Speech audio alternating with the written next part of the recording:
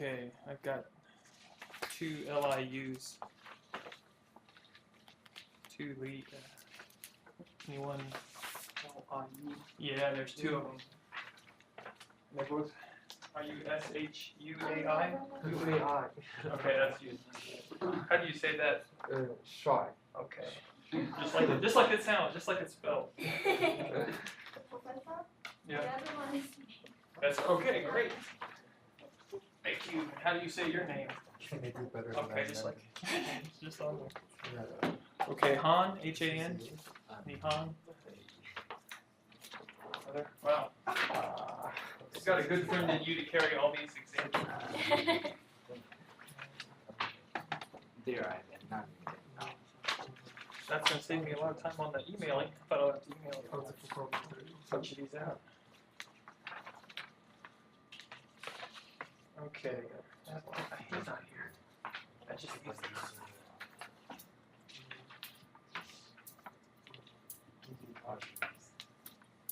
What type is that?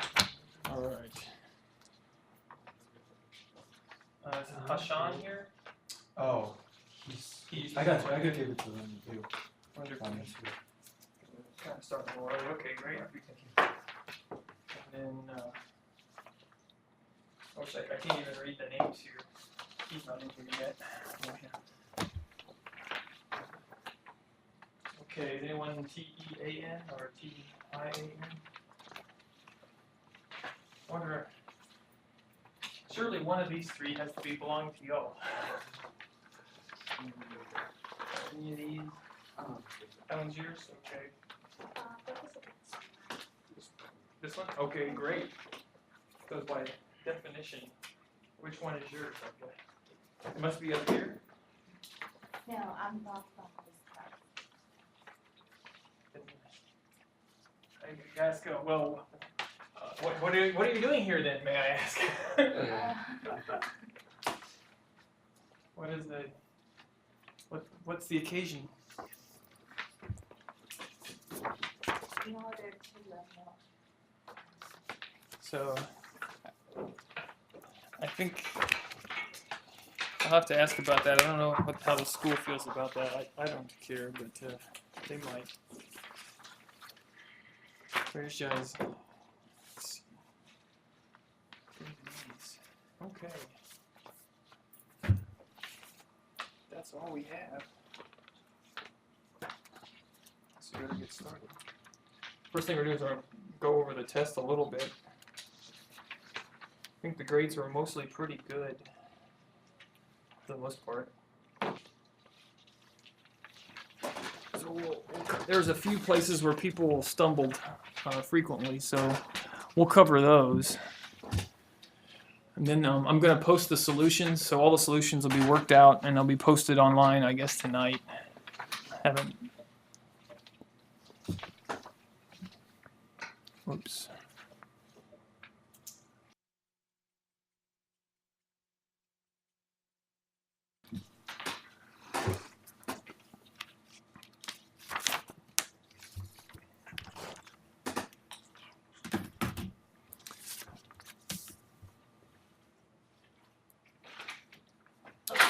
Just turning it on? I just turned it on. Cool. All right. These guys are on the ball. That's great. Ready to save me. All right. Lecture 14.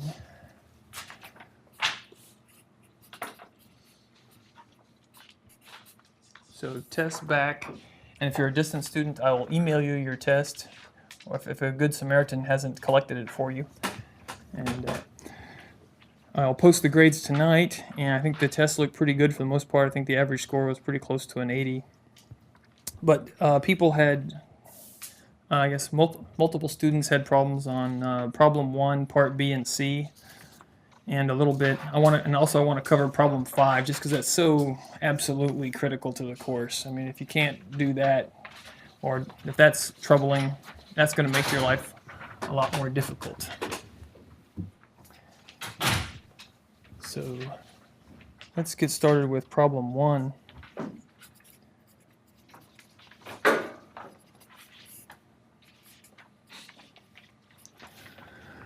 So if you remember, we were given basically the accumulator system, and some of you figured that out right away. And so we're summing to n of some input x of k. So the output n is just the sum of all the previous values of the input up to that time. And the question is, the find is the system time invariant, which I'll abbreviate TI. Now there was kind of a textbook way of going about this, and if you wrote down most of the steps, or if I could follow you, you got full credit, and if I couldn't quite follow you, you got, I guess, partial credit for the most part. So the key part is go ahead and select some kind of input, which we typically call x1, and delay it by some amount we typically call n naught. Then the second step is to say, well, what is the output to that peculiar delayed input to this system? So the easiest way to cover your bases is to just go ahead and straight away write down x1. Okay, so you're just substituting in y1 must be x1. Pretty straightforward. But what's x1? It's this delayed version, n minus n naught. So k is negative infinity to n, x1 of k minus n naught.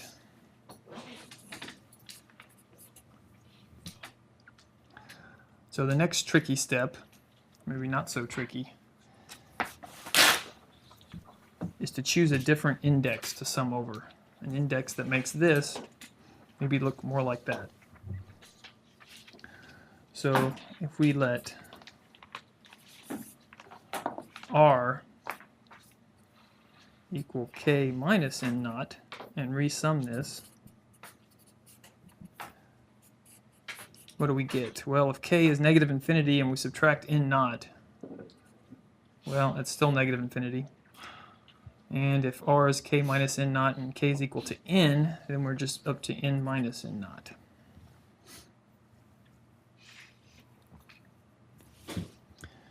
And finally, that's just x1 of r.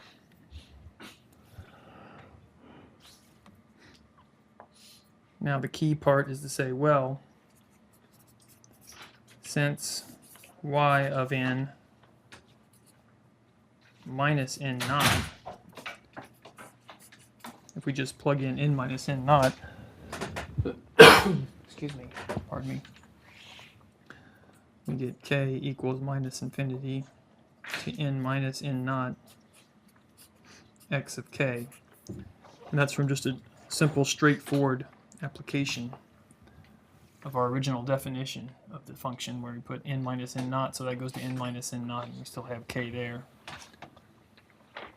Then we recognize, if I just look at the delayed output, it's the same form as this one, so by delaying, I guess we started with x1, we ran it through and got an output y1 of n. So y1 of n equals y of n minus n naught. So system is time invariant. So that's the key part. A delayed input resulted in a delayed a delayed input resulted in an output. That output has the same form as just delaying the output. Looks the same. Excuse me. Sorry about that. The second part that gave multiple people trouble, and all these will be posted online this evening, was part C. Is the system stable? And this got to required you to remember the following fact. If any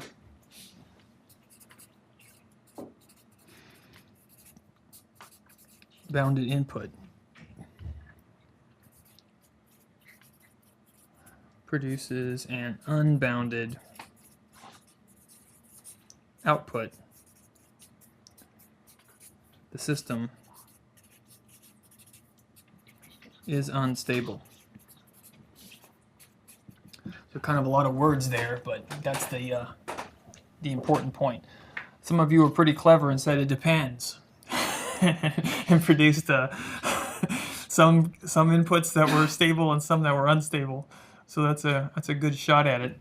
But what we're trying to show is that if any of them, because in real life you not always can control what the inputs are, so you want to make sure your system is robust. So the key to this is,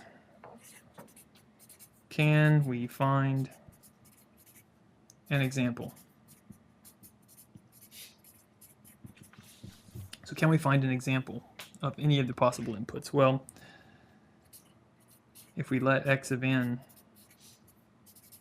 equal u of n, the unit step, what happens? Well, first of all, is this bounded? And we remember, oh yeah, that goes from 0 to 1, so we're good there. The magnitude of the unit step is less than or equal to some bound bx, which is really less than or equal to 1, right? It's either 0 or 1. So we're in good shape there. We've got a bounded input. But then what happens when we apply this input into our system? And that's where the trouble starts, right? Because you've got k equals negative infinity to n, x of n, but our input is the unit step. If I can make a k, and that's all 1 up to 0, or it's all 0 up until you hit 0, so we can simplify this and just say add a whole bunch of 1s from k equals 0 to n. So if we sum those up, I guess that's n plus 1, which I think I put in my notes as just n, so it's off by 1. So there's the problem.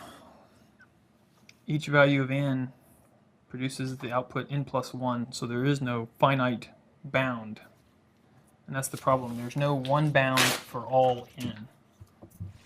So let's write that down, because that's the salient point. There is no finite, I'm going to put finite single bound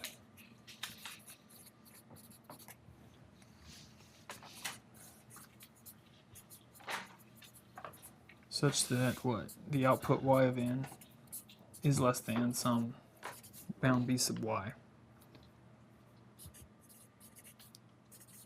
for all n. And so when you're confronted with that fact,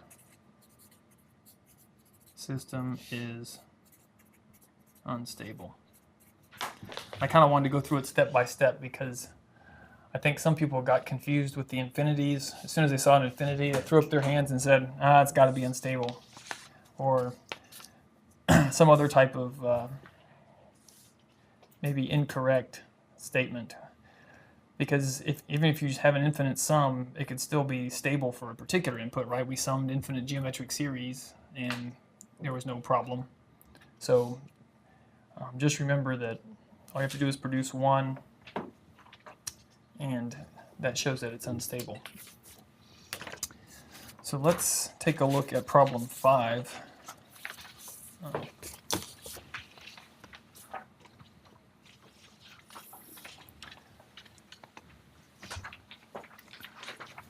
Let's go to problem 5, part C.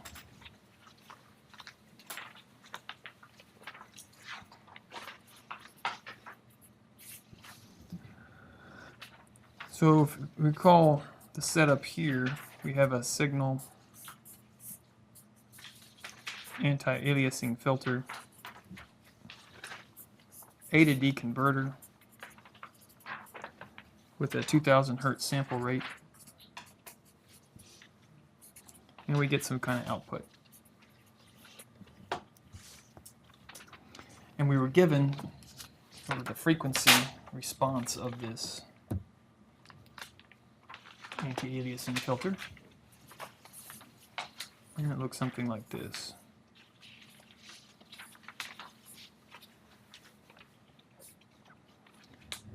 And I think it's what?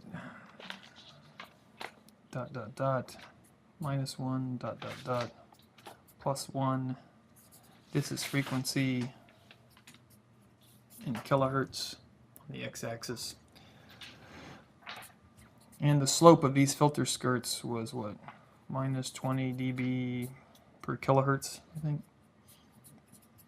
So as this goes down, 20 dB is applied every kilohertz. And the question was, what bandwidth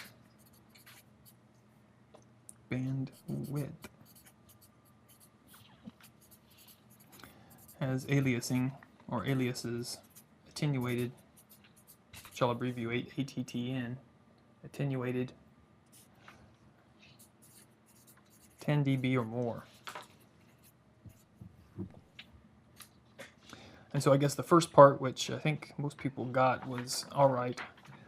That means I'm only going to care about going down 10 dB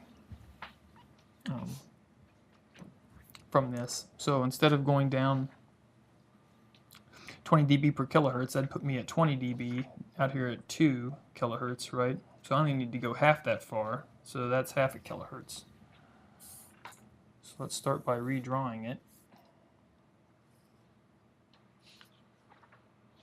There's 1, and there's 1.5. -1, -1.5. F in kilohertz. What was that? 0 dB. And that was -10 dB. So far, so good. Now we know that f-samp was given as 2 kilohertz.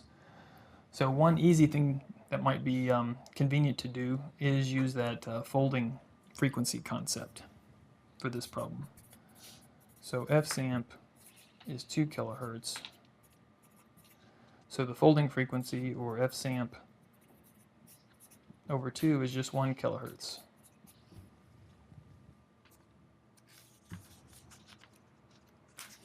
Right. So let's redraw our picture and attack it with that concept. So let's make it bigger.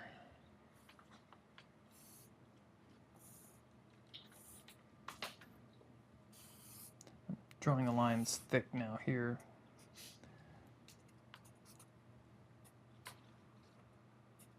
(1.5 minus 1.5). F is in kilohertz. And this is attenuated -10 dB. And I drew these lines big and thick because this is our folding frequency, or f-samp over 2. So what does that actually mean? Well, as we recall, that means things are folding over this and wrapping back around. So you can think of it as maybe folding over or folding over this way. I like to think of it as everything past here warps back over here, goes out this way, and comes in this side. And why is that? Well, that's because when you map this back to discrete time frequency variable, what is this? This is that minus pi. This is minus pi to pi. This is f-samp over 2 minus f-samp over 2 to plus f-samp over 2. That's the entire playpen of all of DSP right there. That's all you got. So anything that goes outside here comes back in on that side. Well, -1 to 1.5 means, well, I've got that there. So that's 0.5, so that's 0.5. So that's got to be 0.5. And of course, if you want to be cute with the colors, we can say everything on this side will have to come back in on this side. And sometimes it pays to be cute with the colors because if things aren't exactly the same, if this is a special complex signal and these things don't look exactly the same, then you need to keep track of that. It's not going to look quite as pretty. So when we alias that back in, you can see, aha, the only part we have is between what? -0.5 and +0.5 kilohertz. So we can say protected bandwidth is plus and minus 500 hertz. And that would be the ideal way to say it, plus and minus 500 hertz. I mean, I accepted a kilohertz and stuff like that on the test if I understood what you were saying, if you had a picture that justified and provided a rationale for your result. But this tells you because, it's obviously centered in this example, but it doesn't necessarily have to be in general. So that kind of tells us what's going on.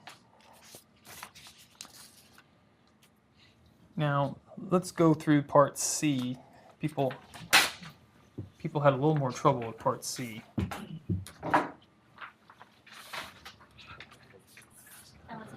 I mean part D, sorry, thank you. Part D.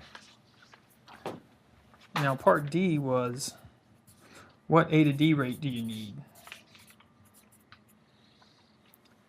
And we'll say controls, aliases. Instead of controls, it should be maybe attenuates. Attenuates aliases 30 dB or more.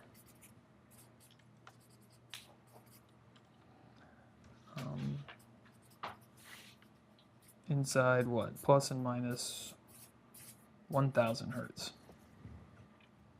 So now we're looking for the A to D rate. We're going to go through this in two different ways. We're going to use our folding frequency concept to analyze this problem, but we're also going to use if you sample something, you create shifted copies. And so we can kind of do it both ways. It's good to have both models in your head because for some of these problems it's much easier to do the folding frequency, and for some problems it's easier to think about it in terms of this shifted copies. And I think when we get to bandpass filtering, you'll see it makes sense to think of it in shifted copies. And for the stuff that we're talking about today, most of it, I think, is easier to think about in terms of the folding frequency. So to start that, let's go ahead and draw the anti-aliasing filter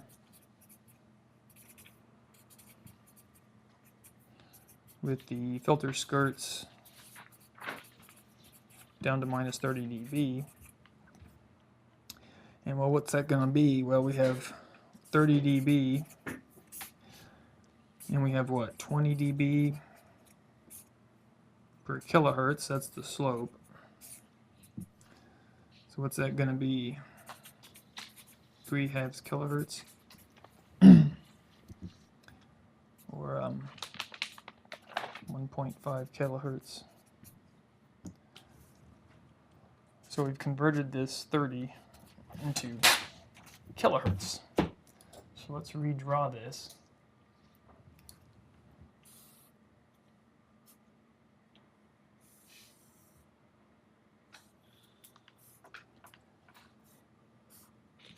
There's our 1 and minus 1. Then we have our 20 dB per kilohertz skirts over here, but we just calculated how many kilohertz does it take to get to 30 dB. That's 1.5. So we add 1.5 to 1 because this is where it started at 0. Now we're at minus 30, so that's got to be 2.5 kilohertz.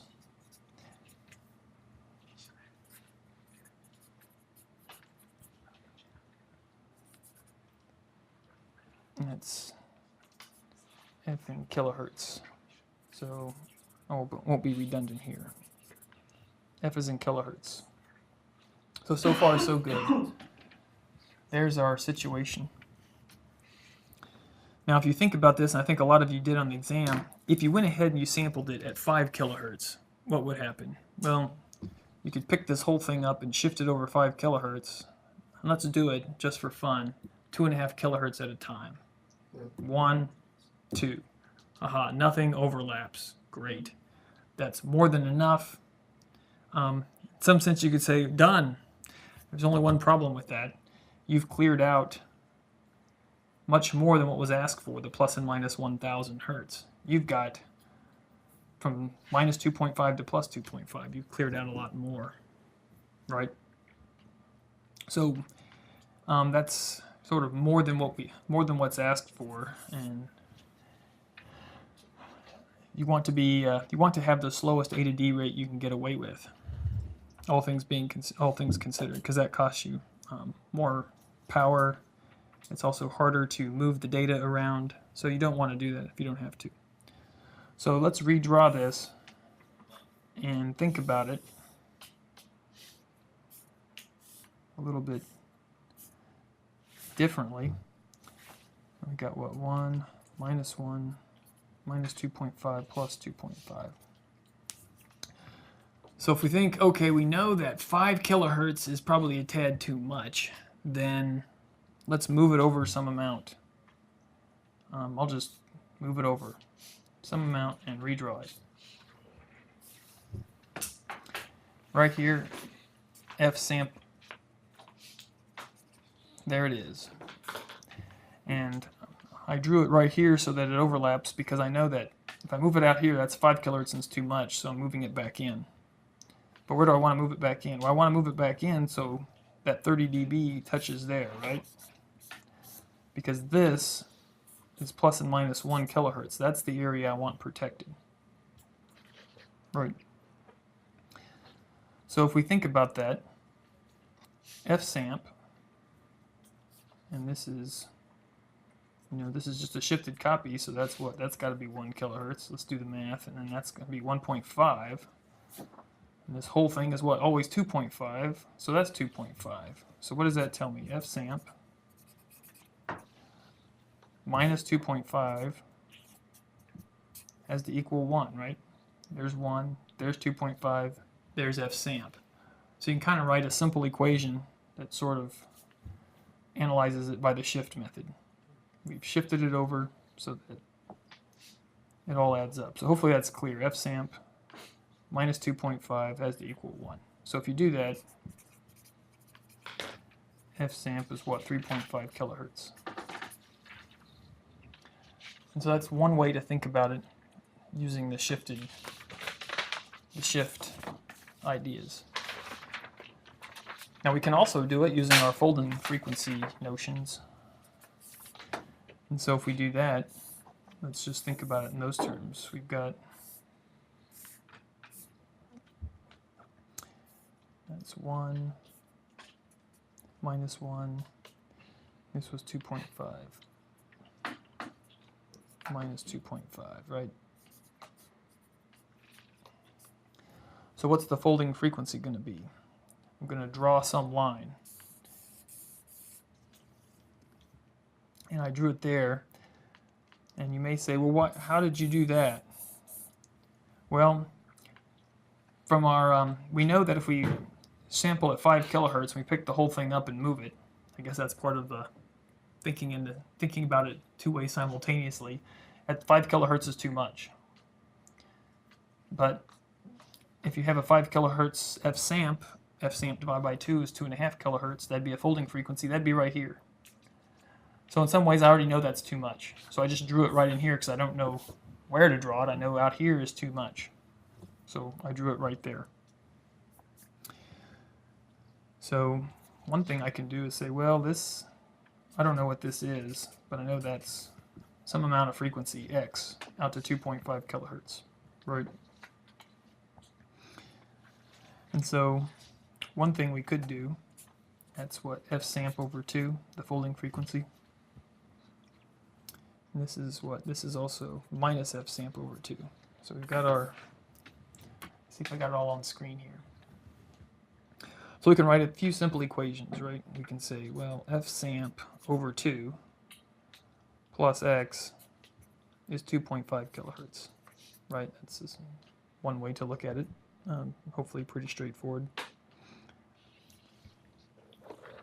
The other, those are the ways you can do this, but I'm going to say, well, minus F samp over 2,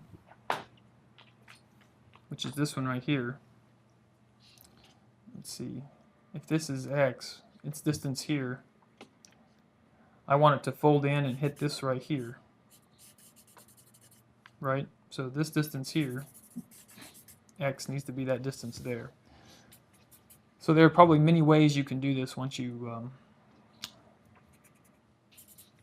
go through it, but I'm basically saying that distance has to equal that distance. So you can write two equations and just add them up. So you get 2x equals 1.5. So x equals 750 hertz. And then once you do that, you can subtract that off and get what? F samp over 2 is 2.5 minus 750 hertz. So that's what, 1.75 kilohertz for FS over 2. So if you multiply that times 2, it's 2 times 1.75. So that gives you back to 3.5 kilohertz. And I just did it one way, but once you recognize that it has the alias over, and those have to be the same, there's a lot of ways you could do it, right? Once you've done this problem a few times, you can say, oh, I'm just going to average these two and multiply by 2. Right? There's many things you can do when you think about it, because you really want the midpoint.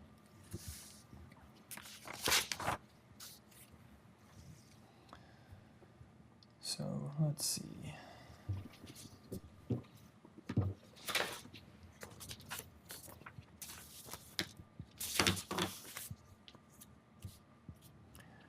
All right, so given all that, let's see, are we...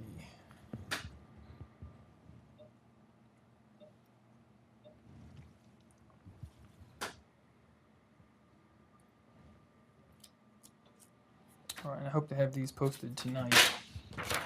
So let's talk about our next topic, which now we're moving into, I think it's chapter 6, and out of chapter 4. So this is chapter 6 material, and you can find this, I guess, there's some pretty simple, straightforward reading that goes along with this, and that's why we're going to kind of cover it relatively quickly. It's mostly nomenclature and a few simple concepts. It's not highly mathematical, and it's not highly totally brand new type stuff. Like I think probably polyphase was probably mostly new to most of you probably. And this is not like that. So we're going to talk about structures.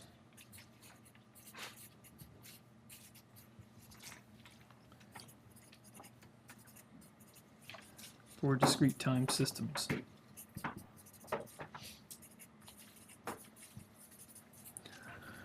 So what do we mean by structures? Basically, what we're going to mean is kind of a signal flow graph that basically tells you how this is going to be implemented. So why are structures important? Well, the structures, I guess, affect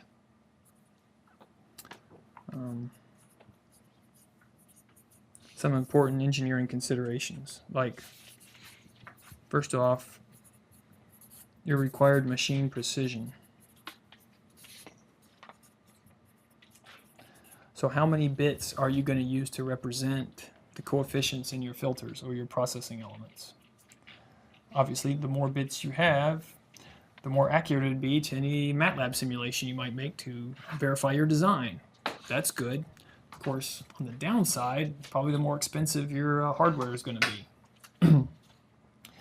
And I think there are some examples in the book that we're not going to cover where you can cause weird behavior, where a zero input can create an oscillatory output and things like that.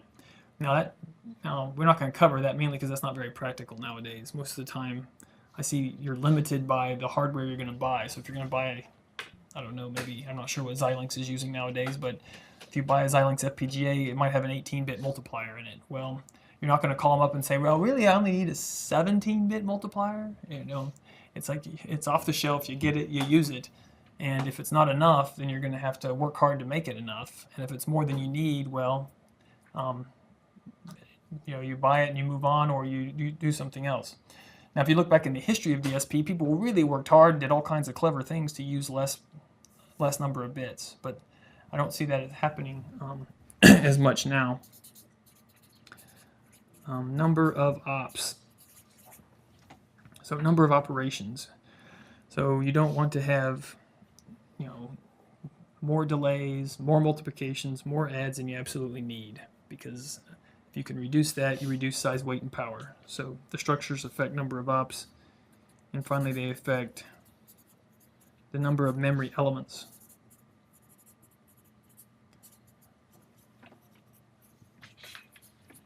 So obviously that's of interest too. I mean, that's kind of, I think, like the delays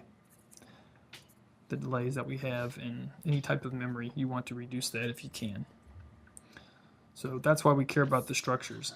Now, I think in the text, if you read a little bit, you'll see that if you want to do anything sort of more real world, you're going to have to simulate a lot to figure out if you have enough bits of precision for maybe esoteric applications. You can't do that with analysis all that easily. So we are not going to go that route.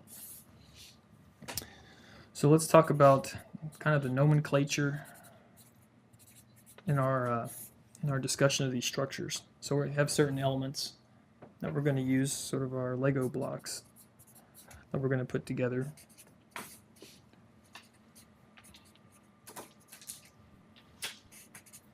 And the simplest of these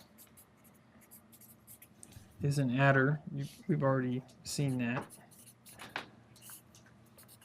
The multiplication block, kind of already seen that one. And then I'll alternate back and forth on the delay element, and you'll see that in the text too. I think they do that a little bit. So either one of these is a delay. That's what, x of n minus 1. So those are sort of our fundamental building blocks that we're going to use. So to put all these together, we're going to look at an example and then manipulate it to see, is there a way we can make it simpler, or are there different ways we can implement it, and what are the differences or advantages thereof? So let's start with an example. We'll have a recursive system, A1 plus A2. And one input. There. So we have that type of system. What would the flow graph for that look like using our elements to build it up? Well, xn comes in multiplied by b0. And we know we're going to have some output y of n, which has all these pieces. But notice these pieces are delayed versions of the output y of n. So we have to comprehend that, right? So delay that one. And if we delay it, we need NA1. Our second delay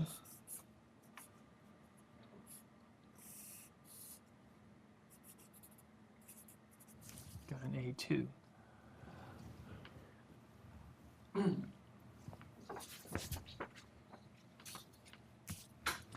So in general, we're going to have structures that look similar to this that we'll be manipulating. And we're also going to say, well, all right, that was a simple example, but let's look about what we can do with this in a general sense. So I'm going to say in general.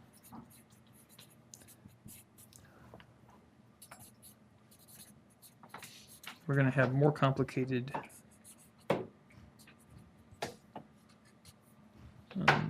models here. So this is y of n minus k. So we've got n terms that are recursive, followed by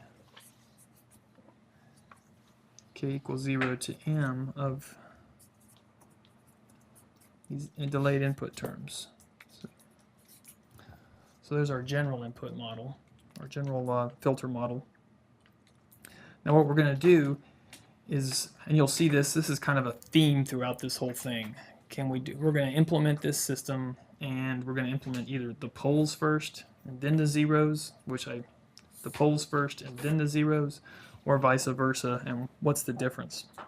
So to do that, we're going to get this intermediate result and work with the zeros first.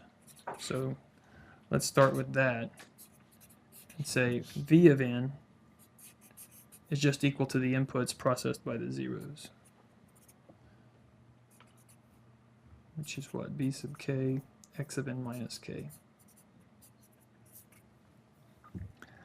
And after we get this intermediate result, v of n, we're going to feed that back into this expression for y of n.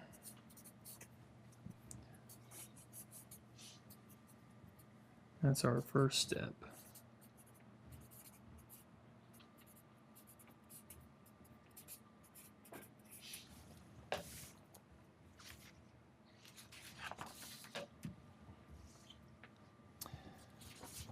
Now I think we'll we'll hold this off. And using this methodology, basically kind of equation 2 and equation 3, we're going to create a flow diagram doing that. This has a special name. It's called direct form 1, which is kind of a good starting place for our structures discussion. So that's B0. We're going to do all of the b's, or the system function zeros, first.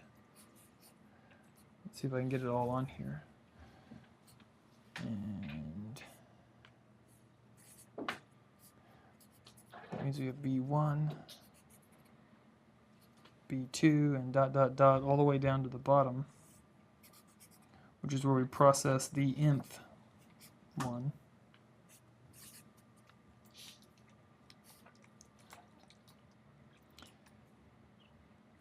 And if we process all of those zeros, what do we end up with? That's v of n. That's this expression here. So if we sum all those up, that intermediate expression is v of n. Now that is fed into this expression. So let's take a look at what that entails. As usual, the sum out comes out y, and we've got to delay each one of these and feed it back.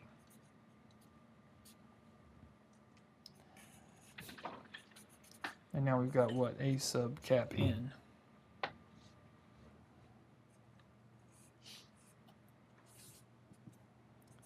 This is what? A sub 1,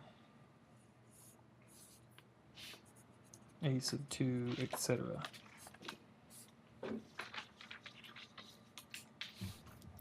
So we've got this general block diagram. This is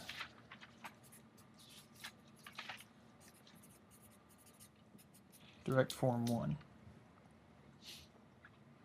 So followed by the zeros or the b's are processed, and then the a's are the poles. Now we're going to find out that this is pretty inefficient in many ways, and so we're going to manipulate it and end up with something a little bit better. To do that, though, we need to look at some of our equations again. So let's go back to this sheet and look at equation 2 and take the z transform of that. So transform of v of n is v of z. We take the transform of this, what do we got? Well, it's linear, so we can do that step. B sub k it's a linear system of z transform, so we can do that. But what's xn of n minus k? Well, we've seen that before. Z to the minus k. You got it. So we have an expression like this, which can even be simplified further, right? Because look, x of z doesn't care about k, so we can pull that out. And so we have x of z times the sum, k equals 0 to cap n of z to the minus k, and I lost my b sub k's. They're around here somewhere. Let's put them back in there. So we're going to use this to take a look at it. And also, what about y of n? So we've got, take the z transform of both sides. And so if we get y of z equals, using the same philosophy, that's what y of z times the sum of k equals 1 to cap n a sub k z to the minus k plus v of z. So just using our z transform knowledge, we can get to here. I want to make one more step to make our lives a little bit easier. And make that y of z, subtract that from that side, make it 1 minus k equal 1 to n, a sub k, z to the minus k equals v of z. So we're going to kind of write this as a transfer function, basically, is what it comes down to, right? This is the intermediate result, it's the input. So y of z equals 1 over 1 minus k equals 1 to n, a sub k, z to the minus k. So I just brought this all over here times v of z. So we kind of have these two equations to hold on to. This one and v of z is what? X of z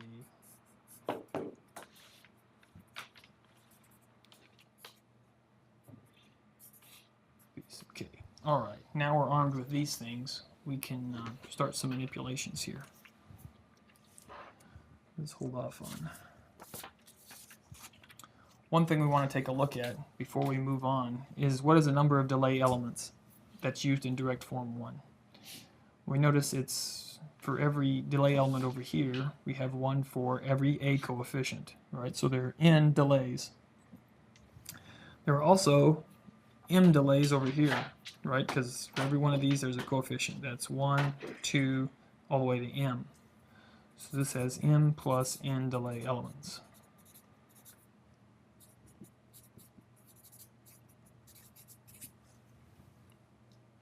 Just something to keep in mind for our resource, counting up resources here. So what did we do? We implemented the zeros first. We wrote down direct form 1, and we noticed that there are m plus n delay elements. Okay, that was one option, but we have poles and zeros, right? So h of z, we're going to write that as a product of, instead of one system function, we're going to make it a product of two system functions. And those system functions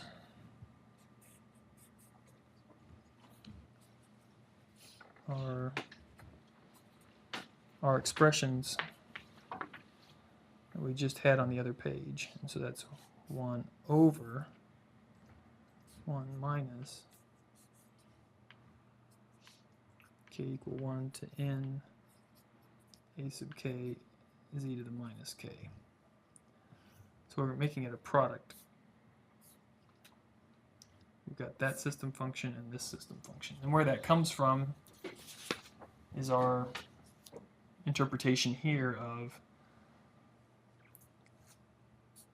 you could think of h1 of z is what? It's the output over the input, which is what? That summation there, right? And the second one is going to be y of z over v of z, which is just that reciprocal of the 1 minus the sum of all the a sub k stuff. So we're just going to make two system functions out of it. It's not particularly frightening. But now we're going to make another intermediate result. And we're going to say, well, we're going to process those poles first, which is these. So let's create another variable, w of z, which is going to be our h2 of z, which is those pole factors times the input x of z. Right? So now we're processing poles first. We've got a sub k, z to the minus k. Now what we're going to do with this is take it back into a time domain function. So if we multiply both sides, what do we got? We have w of z times 1. I can do that. W of z times this is, and I'm going to feed the w of z in here,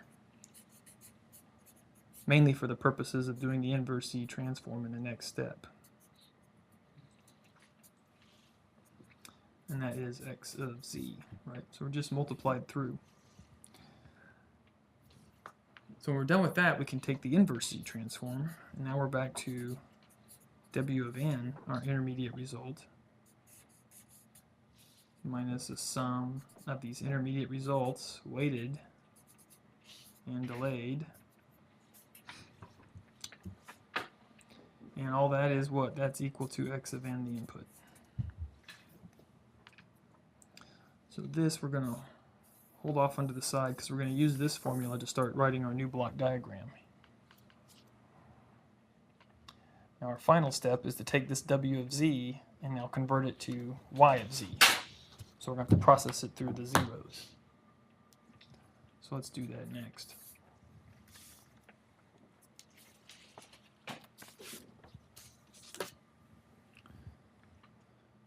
So let's see, did I skip a step here?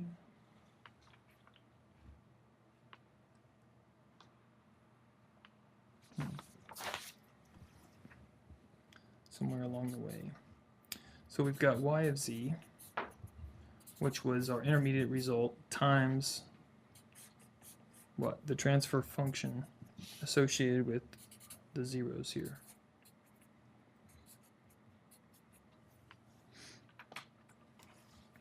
So you can tell what we're going to do here next is go ahead and take our inverse transform, so that ends up what? Feeding that into the summation gives us a bunch of weighted, delayed versions of the intermediate result, wn minus k.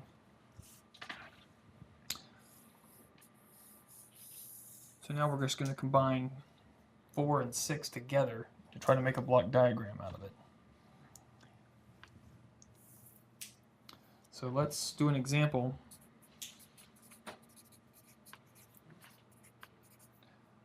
Using capital M equals capital N. Just because it makes drawing easier. And once you see that, we can kind of go from there.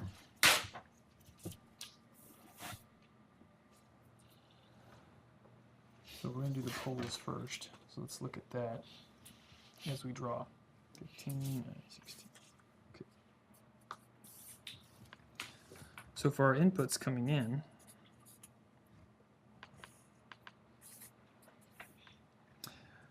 that's our input. It's going to get summed with all these intermediate results that are delayed and weighted by a sub k.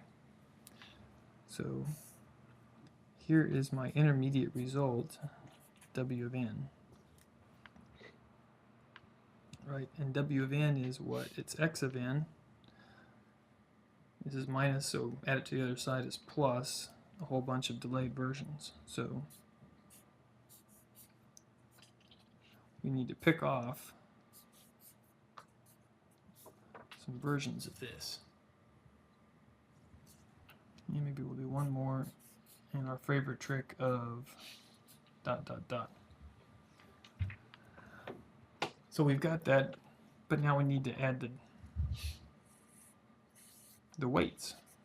So we've got A1 is delayed by A sub 1, Wn minus 1. You can see it's the same on down. A2,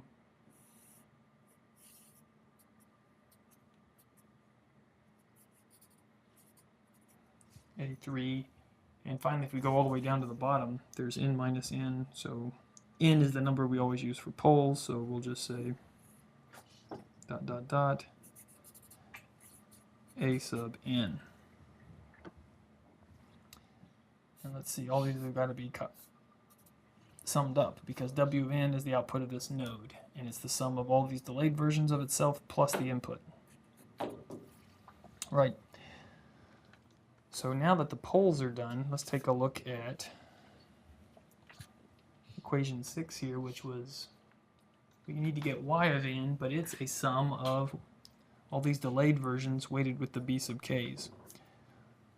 Well, if we look at that, we know we're going to need a sum node, and after we sum up everything, we'll get y of n.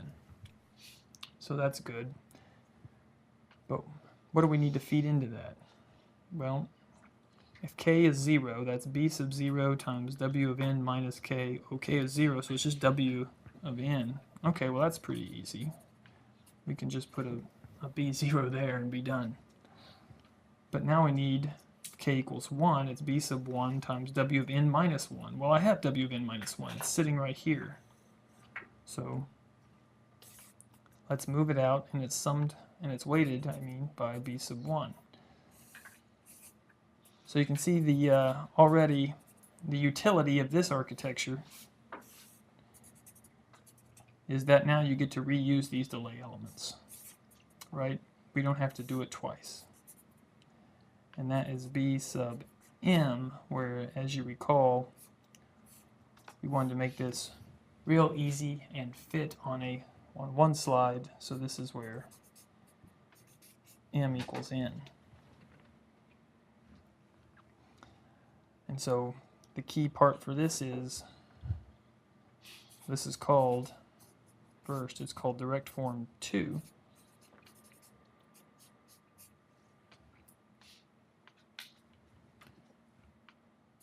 And it requires the max of m comma n delay elements.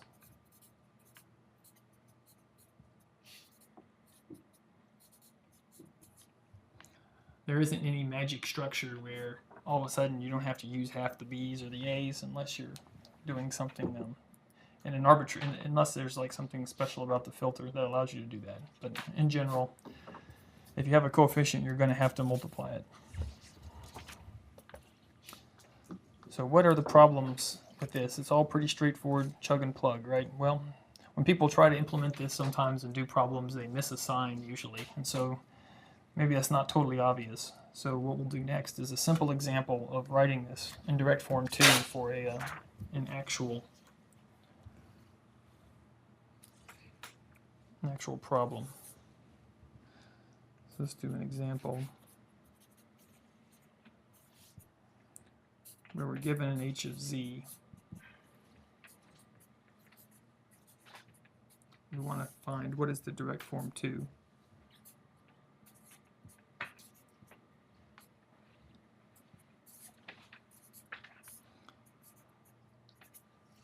So there's our system function.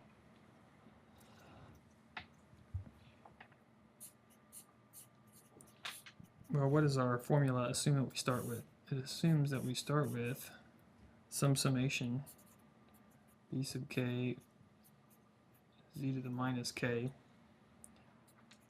where k is what? 0 to cap m. Then we have 1 minus k equals 1 to capital N a sub k z to the minus k.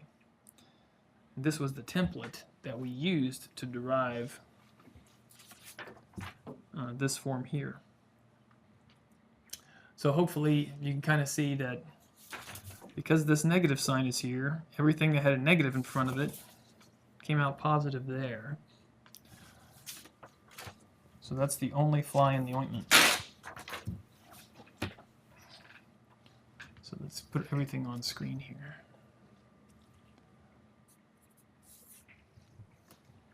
Let's say now we're going to do direct form 2.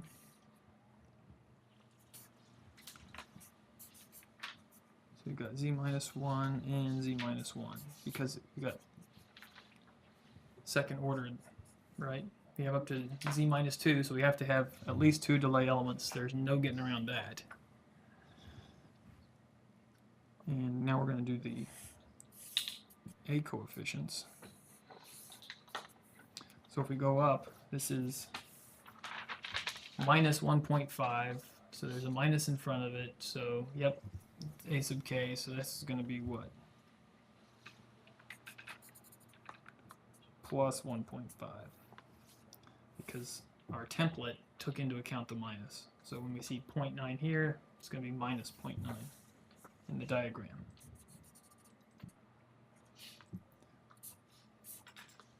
So that's really the only opportunity for mistake, I think, that comes out of this.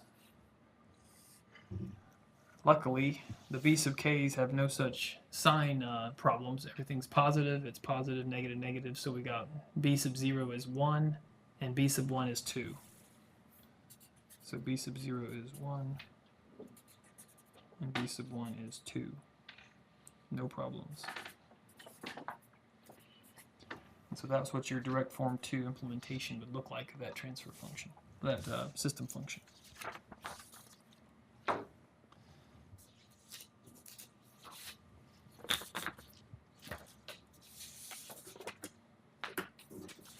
So now we're going to change our terminology ever so slightly. And basically using everything we've done to talk about signal flow graphs real briefly.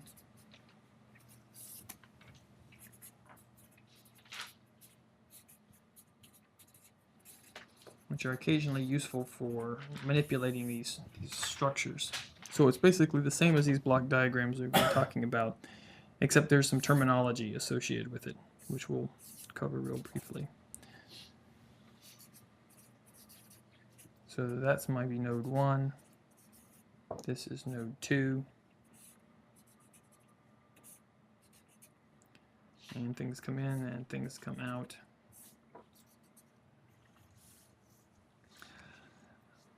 Places where signals are either summed or distributed outward like this are called nodes. And if you have some line or signal path, that's typically referred to as a branch. And mainly all this was invented simply so we can talk about the structures easier, and there was a bunch of rules created for transforming signal flow graphs in different ways. Typically call that a source node because a source has no entering branches. So basically nothing's entering, only leaving. It's a source.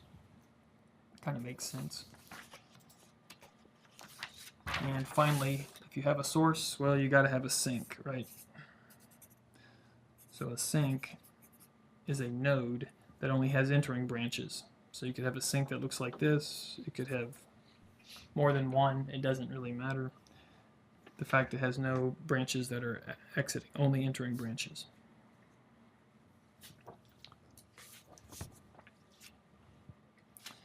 So it's fairly straightforward to use what we just learned on direct form 2 and just apply it to a signal flow graph. So suppose we have basically a transfer function like this, or a system function like this. We know straight away, oh yeah, that's the intermediate result. This is B0. That's the output. Looks like there's one pole there. So I should have made this a block of z minus 1. It's a z minus 1 block. And it's 2 poles, so we do this. B1 and positive A1. So what's the difference between that and just simply converting it into the signal flow graph? It's very similar. Typically what makes it a little bit easier and neater is to put a kind of put a 1 here and make a source that sort of separates things. I find that easier to manipulate when I'm trying to figure out what's going on with these things. So that's W2 of n. I'm just labeling each one of these nodes W1, W2, B0, let's make it the 0 legible, and then finally W3 of n, and sort of a 1 there, and a sink here, which is y of n.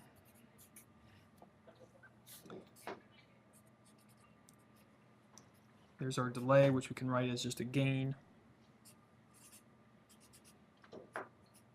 W4 of n, and then feed that back as a 1, and feed the other one forward as B1. And so arrows with no gain are just typically interpreted as 1. I put a 1 there, but that's unnecessary. And the node variables, I labeled W1, W2, where's W3? W3 and W4 are just there so you can kind of recreate the equations from the flow graph. Because basically you can take this, write down the equations, and kind of rederive what we already did for, I guess, our original equations that got us there. And I think what we'll do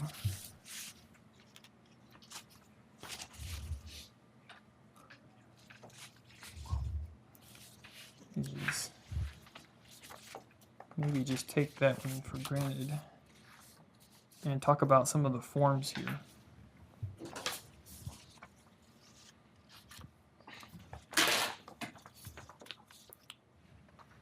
So let's talk about what's called cascade form. I think we already covered this very briefly at the very beginning where we talked about parallel implementations. So I think what we'll do is kind of cover it like this. We've got our general system function that has maybe some filter you're trying to implement. K equals 0 to m, b sub k, z to the minus k, right?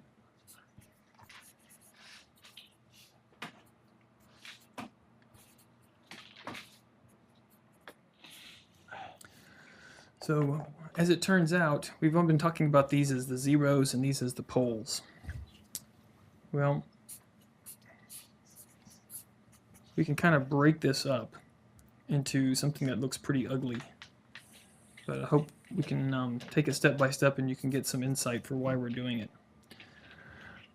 So it turns out that we can break up this ugly polynomial, which has m terms or m plus 1 terms, and factor it as a polynomial. And if you factor it, well, it's going to have the zeros of the polynomial. So we can write it all out as a product of terms. K equals 1 to m1, which we'll talk about. What does that mean? Fk z minus 1. So this is a product of terms of the such 1 minus f sub k z inverse. And there's m1 of them. And these are the parts of the polynomial here that are all real zeros, right? Because if you multiply this by z minus fk, the z would cancel, and so each one of these fk terms would be a 0, right?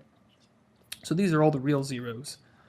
But of course, since these coefficients are all real in this example, there can be conjugate, complex conjugate zeros. And we're going to have m2 of those.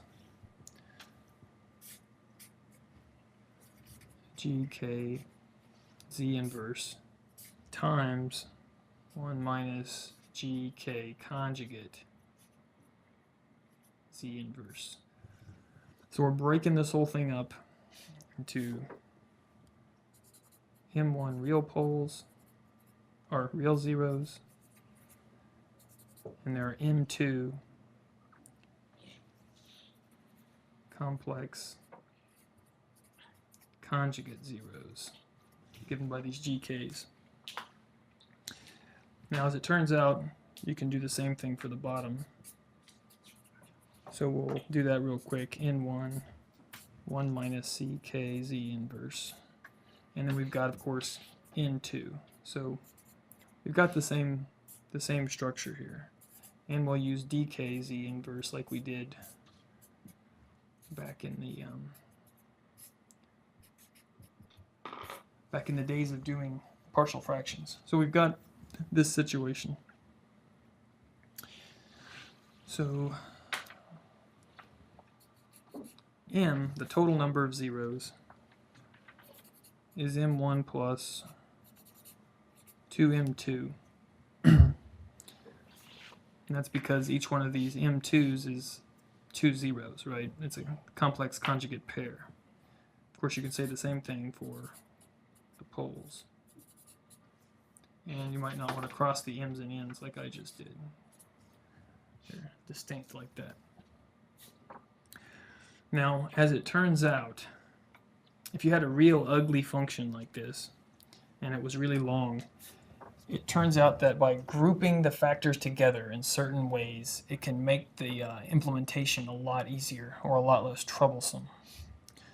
And so grouping the pairs of the real factors together and the pairs of the complex conjugate together into what's called a second order section can be advantageous.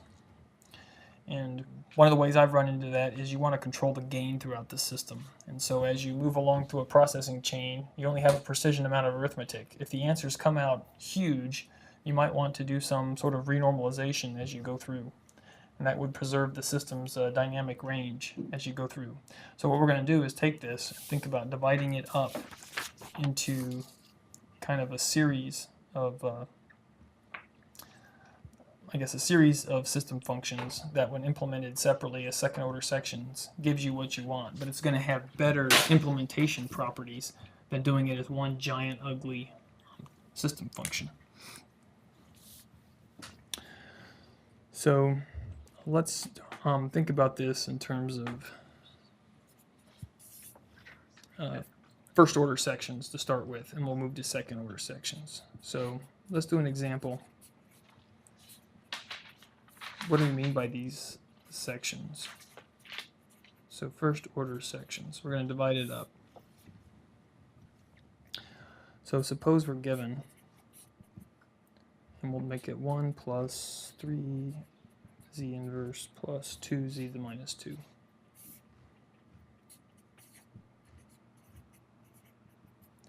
And this is also z to the minus 2. So we've got something like that. Well, if we factor this, we can create a series of terms, first order terms, because it's 1 plus z inverse. Everything is, the highest degree is 1. So we've got those two zeros and these two poles. And that's what, 1 minus 0.25 z inverse. So what we're going to do is create first order sections, which means we're going to create a way to get this pole and zero pair. Now, why am I doing them why am I doing like either these two or these two or maybe those two? There's different ways to do it, but you have to group them together. Why? Because we're using direct form 2. You're using one delay element, so you might as well do one pole and one zero. So that's kind of how we're going to attack it. We're going to use a delay, we might as well knock out 2 at a time. So let's do an example of that. So we've got xn, and we've got, I like to put one there and one there. And we're going to do a delay. So I'm going to feed that back and that one forward. So I can use one of my a coefficients here. So that could be either 0.5 or either 0.25. I'll choose 0.5, so I'm knocking out this one first. And I'll choose 1 for b. That's b0 is 1, and this is also a 1, so I'm going to put a 1 there. And now I've knocked out these two. So what's left?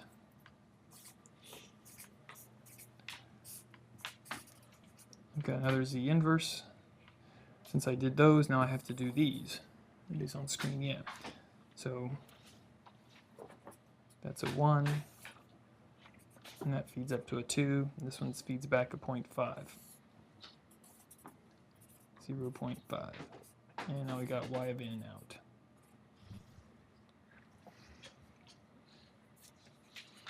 So we've broken it up. Each one of these is called a first order section. Why? Because you have just one delay element. Z is just order 1, z to the minus 1. Now, this wasn't the only way you could do it, as I mentioned. We did these two at the same time and those two at the same time. Well, we could obviously permute that to some extent.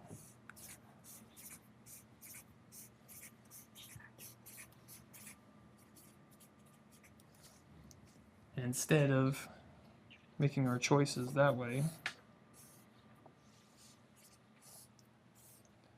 we can now do, let's do the 0.25.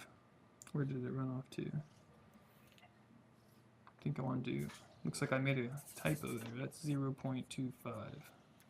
That's a pole there. Right. Yep. So now let's move this one over here and just kind of swap it and use the same one. So we've got one here, z to the minus 1. So since that was 0.25, this one has to be 0.5, right? Because we're just swapping the terms. And so we've got two different ways to do it. Not particularly super difficult, but just wanted to show, this is a very simple example to kind of show, all right, we can permute these terms. And in a real life example, you might want to do that for the purposes of making it easier to compute and to controlling gain throughout the system. Now I think this is a good place to stop here, and we'll finish up this discussion next time. And I think start moving into filtering. So we'll stop here.